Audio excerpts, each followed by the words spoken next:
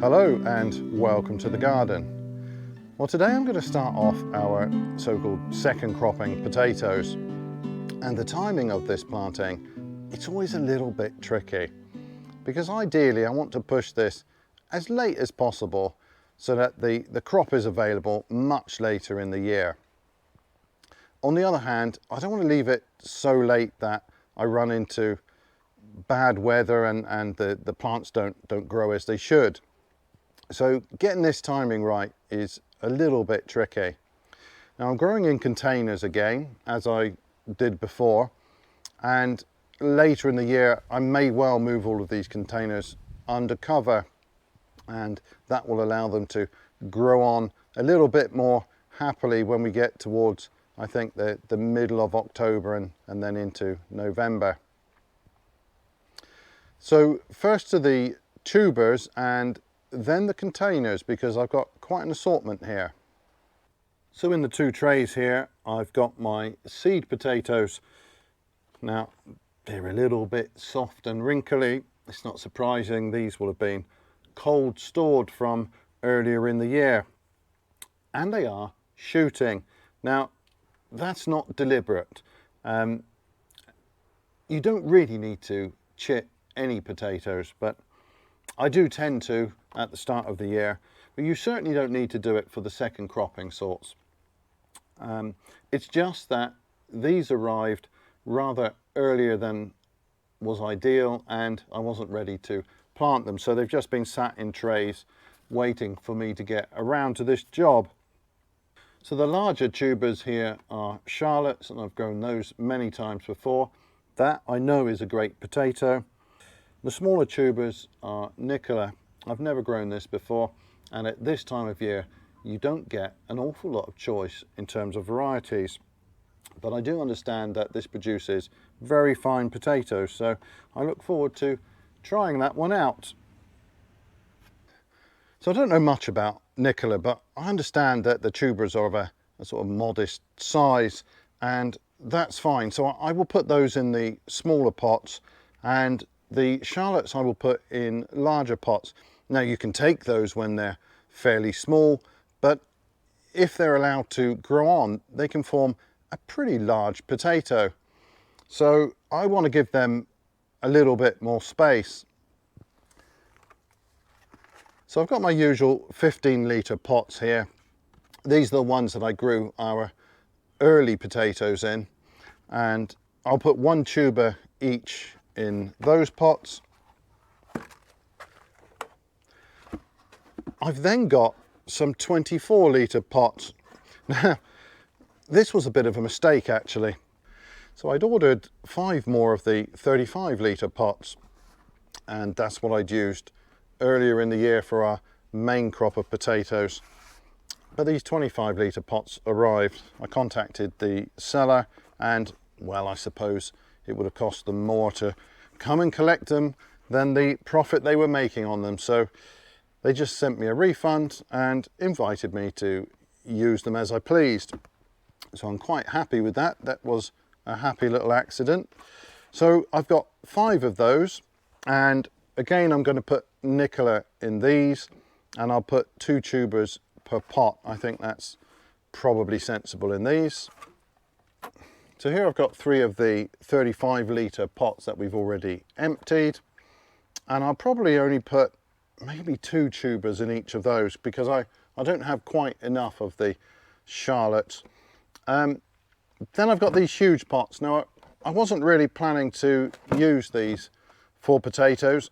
I've got another purpose in mind for those, but I haven't got around to using them yet, so they are free, and why not? So these are actually 85 litres, and it's probably not the most efficient size to be growing the potatoes in, but it'll be interesting to see what sort of crop I can get out of one of these.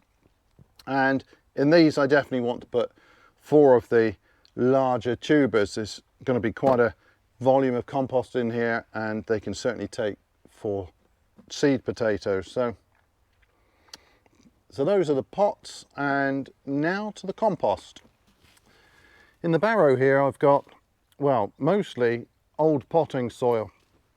So this has grown potatoes before, but I'm not really worried about that. I think it's perfectly all right to reuse it, provided that there are no diseases that you're aware of that can be carried in the soil.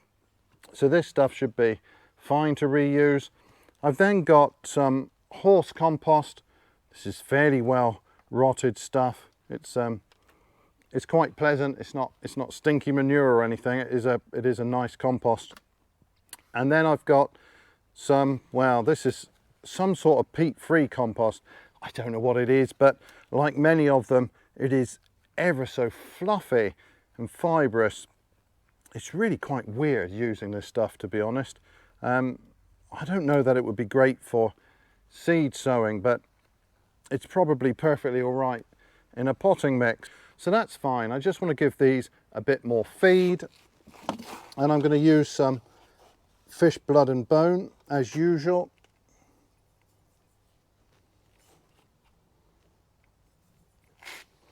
That should be plenty.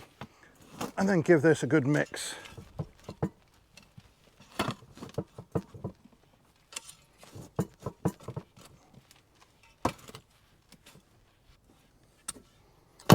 Okay.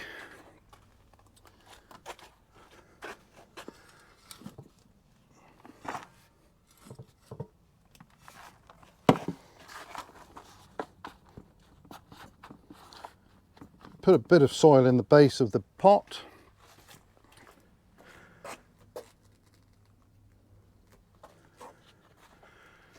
And grab myself a nice looking tuber. And I'm going to set those pretty close to the bottom, just so. And then fill to the top.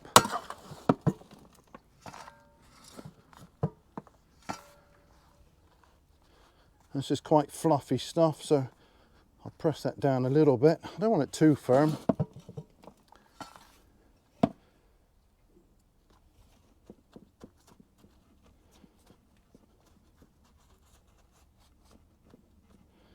That'll be fine.